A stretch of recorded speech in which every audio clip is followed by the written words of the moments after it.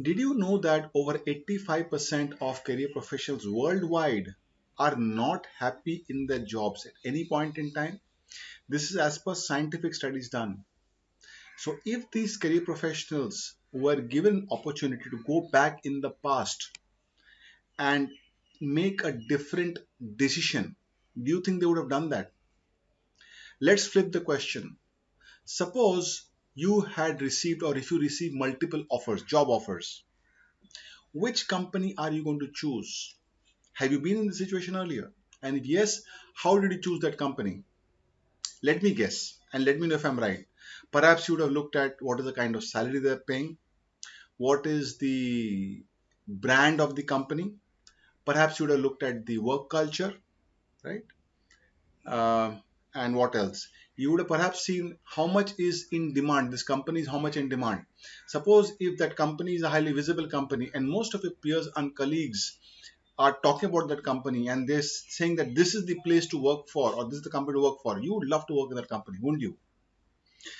And yet, despite these commonly known factors, popular factors, 6 out of every 7 people are not happy in their jobs. So, how do we resolve this problem?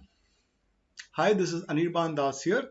I'm an inner leadership coach with over 25 years of experience, and I'm also the author of the just released book, What's Stopping You? This is what they don't teach in colleges and definitely not in companies. That one should know, but one doesn't. And today, I'm going to share with you 5 factors that will help you in identifying the right company for yourself. Are you ready to get started? All right, great. So, the first factor that we need to look at is alignment of strengths. What do I mean by this? Whatever strengths do you have, is the company that you are looking to get into, does it value the strengths? Is there a fit? Now, the key assumption or the underlying assumption is that you are aware about what your real strengths are. Now, let me share with you another astonishing fact or statistic or study. Did you know that over 90% of career professionals claim to know their strengths? If I'd ask, probably you will say, yes, I know my strengths. But in reality, only 10% are actually aware. So the key thing out here is to understand your strengths first and then see that the company that you're getting into, does it really value your strengths? Does it need or what you are best at delivering? Because if that, then there's a right fit. Factor number two is there a value alignment? What do I mean by this? What is it that you value most and how well does the company deliver on it?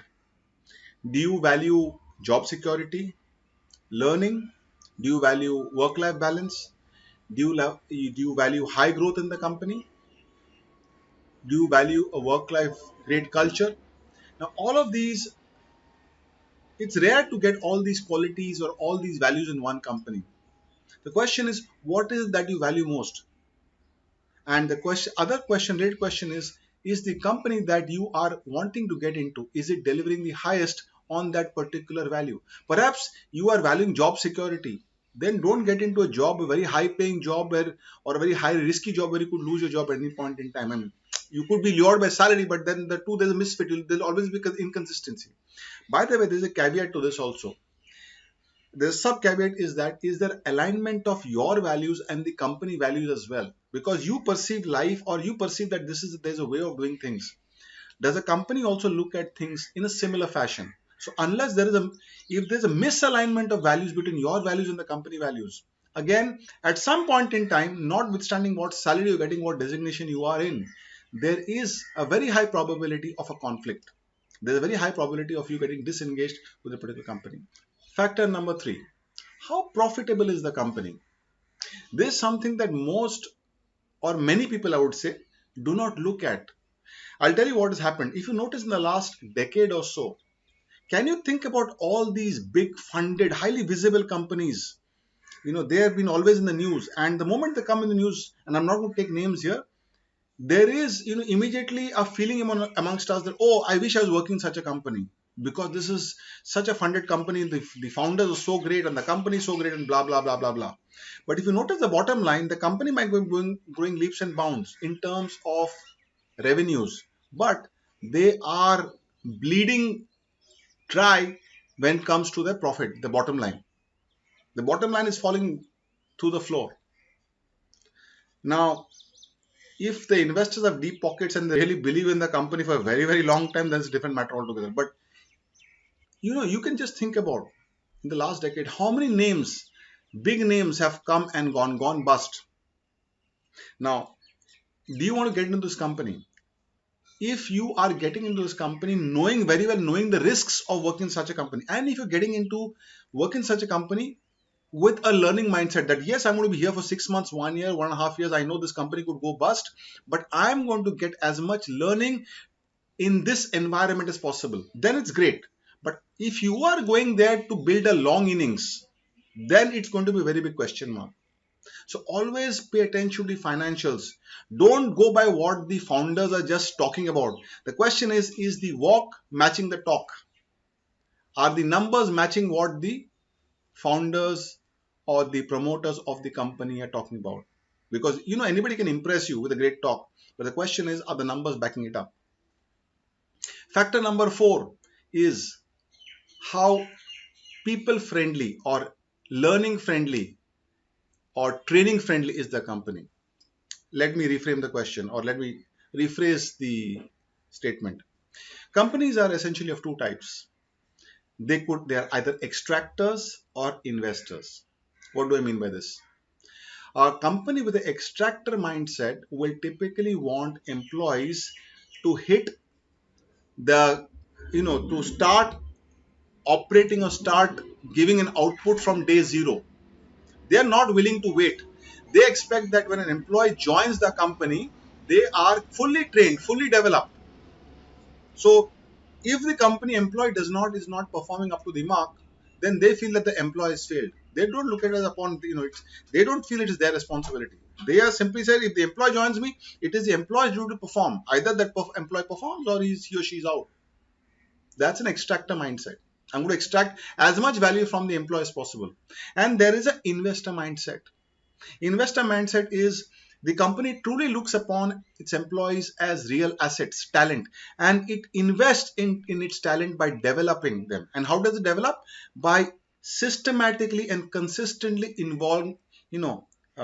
investing in their training needs. Wherever it identify what the training needs are and systematically and continuously invest in the training needs. Now, um, it's a matter of choice. You could work either in extractor company, because extractor company could pay you great salaries, by the way, very high salaries. So it depends ultimately, factor number 2, what is it that you value?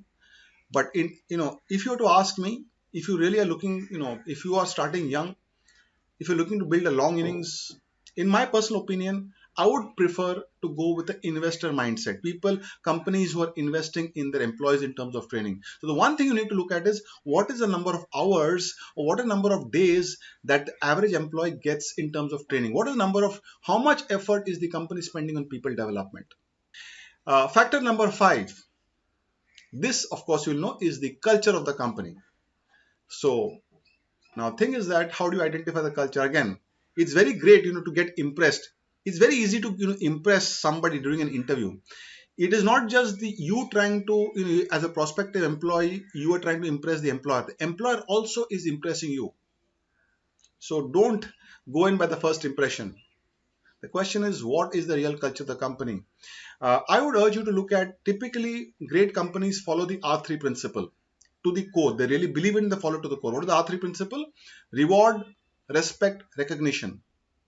Are they following it in the R3 principle in totality? I've been blessed to be working in companies who have followed the R3 principle in totality. I've also worked in companies who have not followed a single R. Okay. And it's been great learning on both sides. So the question you might now be asking is, how do I really get to understand the culture of a company? Now, I've already spoken about this matter at depth. In fact, I would urge you to check out this video of mine in which I talk about the 5 ways, powerful ways to spot a toxic company, or 5 ways, powerful ways to know about the culture of a company. So please check out this video and you'll get more details. So did you note down those 5 factors? Did you have an aha moment? Did you have a breakthrough moment? And did this video resonate with you? If yes, please note down your comments just below this video. I really look forward to read your comments. And even if you have a different perspective or if the video did not resonate with you, please put your comments down. I would love to read them nonetheless. And very importantly, please like and share the video because even one breakthrough can transform somebody's life. This is Anirban signing off. I'll be back with more such videos. Till then, keep watching. Take care. Stay safe. Bye-bye.